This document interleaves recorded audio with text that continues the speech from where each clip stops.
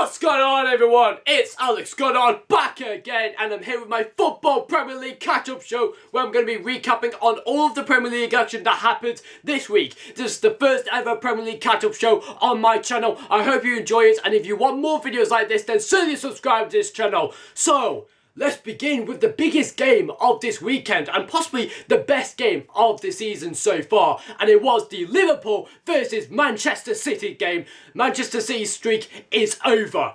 Honestly, Liverpool dominated the entire game from start to finish, and the game ended in a dramatic 4-3 victory to Liverpool. Yes! Finally, Manchester City have been beaten in the Premier League this season. And my word, as a Manchester United fan, boy, that feels so good to have Manchester City lose at least one game this season. You may have won the title, City, but you won't be unbeaten. That's the main thing. You may be winning the title, fair enough. I mean, honestly, catching up to you now would be, a miracle if we did that. But with you being unbeaten, no way. There has to be at least one team who could beat you. And with the Liverpool side, who had no Coutinho, no Virgil van Dijk in the squad, and to come away with a victory at Anfield against Manchester City is unbelievable. Goals from Oxlade-Chamberlain, Firmino, Mo Salah and Sadio Mane. Boy, that was a really good game. What an absolute brilliant game. The best game of the season by far. And this song, sung by Liverpool fans, is just absolutely mental. Salah. Oh, Mane, Mane, oh, Bobby Firmino, but they sold Coutinho. That's been singing all throughout from Monday and throughout the course of today, because honestly, that song has just been absolutely mental in my head right now. But honestly, Liverpool really deserved that win against Manchester City. It was just an extremely good game. Liverpool with all of the counter-attack. Manchester City with a very dodgy defence, I have to say. But I have to say that Liverpool's defence was actually better than Manchester City's. And you don't actually say that when it's a big game like this. I mean, surely Liverpool has had some dodgy defences in the past. But this game, they were strong. And also, Manchester City, they had some good countering attacks from goals from Leroy Sané, Gundogan, and then you had a few consolation goals from Bernardo Silva as well. So it ended up as a 4-3 victory for Liverpool. But sorry for Manchester City fans, you've already suffered your first loss of the season.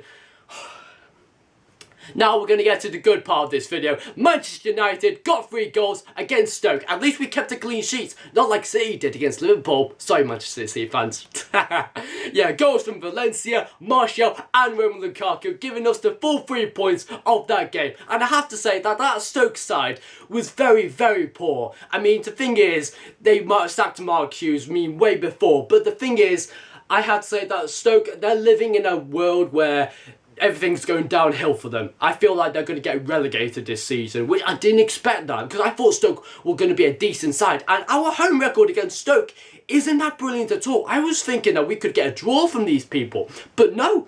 Stoke were actually easy to beat. Goals from Valencia, Martial, right into the top corners. I mean, all of those shots. I mean, I would love you to show you those shots, but they were just beautiful shots. Right to the top corner, right to the left one. And then, of course, you had a goal from Romelu Lukaku himself, getting himself on the score sheet. And I'm glad he's celebrating, because from a time, he's not usually celebrating at all, because he's had a lot of criticism in the past of, people blaming that, oh no, he's not Manchester United quality, he's not good enough. But seeing him celebrate again just feels so happy. And I have to say that Paul Pogba definitely was man of the match. And I did watch it because I was working on Monday, but then I saw the second half and I saw how much of an impact Paul Pogba was in that match. But the thing is, Paul Pogba, he's having a brilliant season so far. I mean, counting up the amount of assists he's getting this season, he's only got 9 assists within 10 games.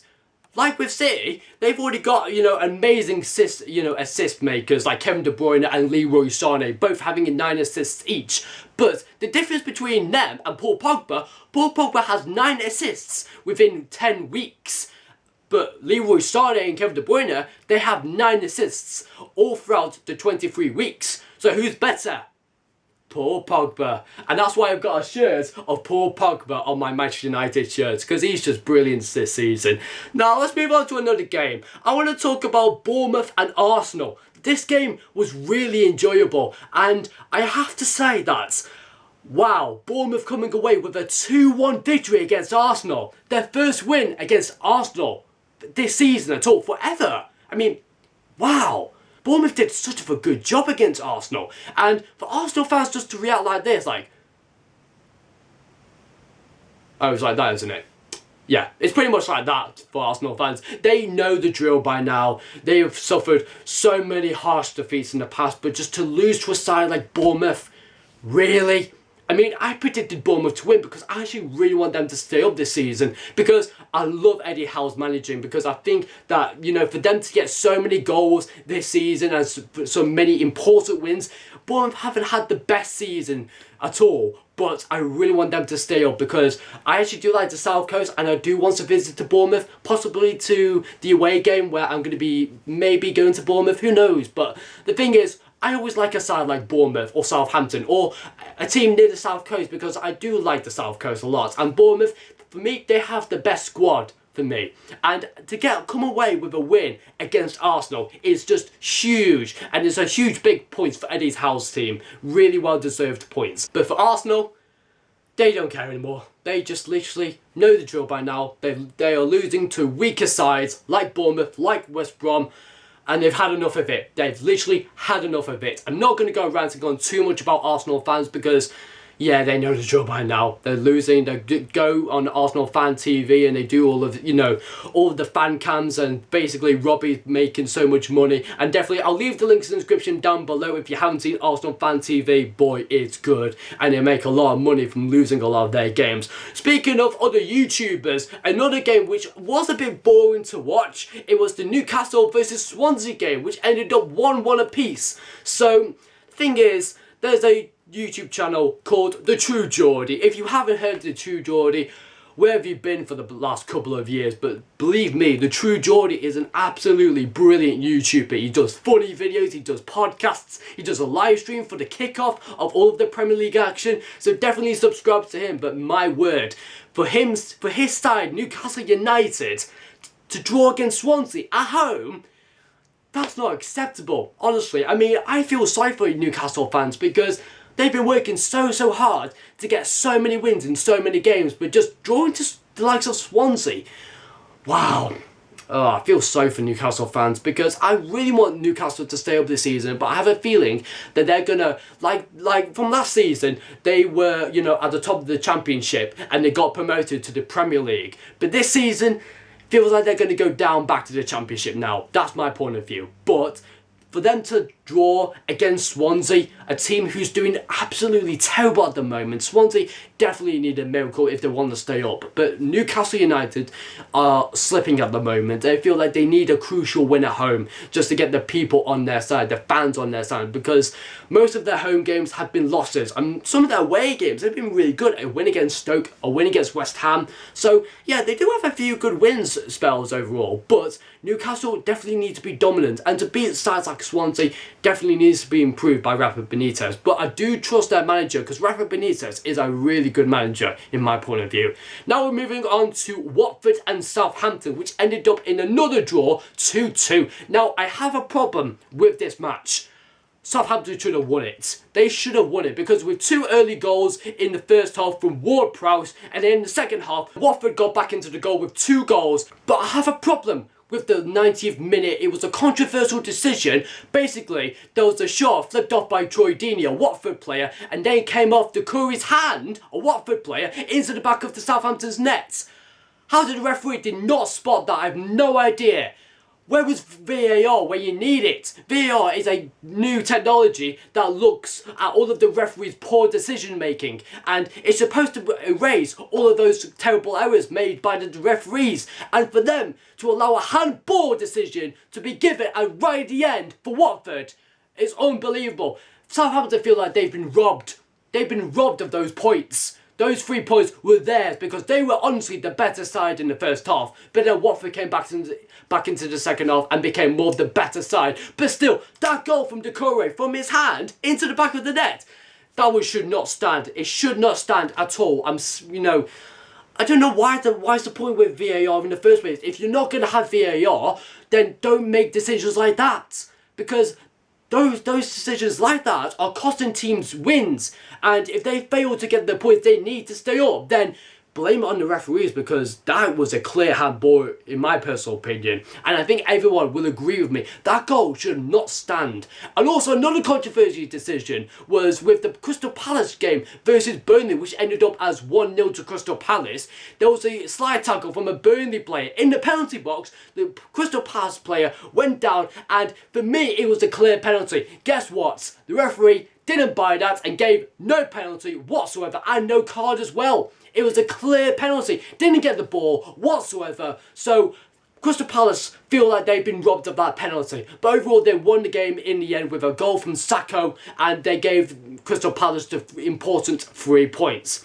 Now moving on to West Brom, I have to say that West Brom have been really, really terrible this season. They've had no wins whatsoever, but finally they've got a home win for a long time. West Brom fans have been worried sick that are they ever going to get a home win again, but no worries. They've got a home win against Brighton, 2-0, a comfortable 2-0 against Brighton. And I feel like that West Brom haven't been treated well in the Premier League. They've been getting a lot of draws and a lot of losses, but do they ever get wins? It's possibly their first win in ever. So it's highly crucial for Alan Pardew's side to get back into the Premier League, because I feel like they need to be improved a lot. But my word, it just feels really appreciated for West Brom just to get at least a home win. So maybe they'll boost up a lot of confidence throughout the season. But who knows, that could be their only win of the season from now on. But who knows indeed. But I think West Brom definitely deserved that win against Brighton. Poor performance from Brighton actually. I thought Brighton would have won that game, but no, West Brom did. And yeah, they got off to a good start. Goal from Johnny Evans in the 4th minute, and then came another goal in the 50th minute. So there you go, 3 points for West Brom. Now moving on to West Ham and Huddersfield. When I think of David Moyes, I don't think 4 goals against Huddersfield. That ended up as a 4-1 victory for West Ham. And West Ham were really good. Marko Arnautovic and Lanzini are proven to be really, really good players for West Ham. And I feel like that Moyes is doing actually a really good job with West Ham. Like the likes of Manchester United with David Moyes, we were absolutely poor for Manchester United standards, and definitely with David Moyes being at Sunderland, he was absolutely terrible at Sunderland.